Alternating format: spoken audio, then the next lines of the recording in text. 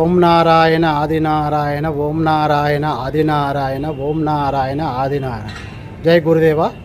ప్రియ ఆత్మీయ గురు బంధువులారా, 2026 సంవత్సరంలో మొదటిగా వీడియోగా మన భగవాన్ శ్రీ శ్రీ వెంకయ్య స్వామి వారి గురించి సత్సంగంలో ఈరోజు మన కోటి తీర్థం గురించి చర్చించుకోవడం జరుగుతుంది.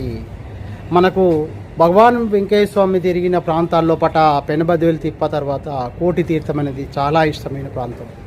ఇది కల్వాయి మండలం లోపల మనకు కోటి తీర్థం కనబడుతుంది. నెల్లూరు జిల్లా ఆంధ్రప్రదేశ్లోని మనకు ఇక్కడ ఇది కోటి తీర్థం అని జరుగుతుంది. ఇది చాలా విశిష్టమైనది, పురాతనమైన శివాలయం ఉండడం జరిగింది.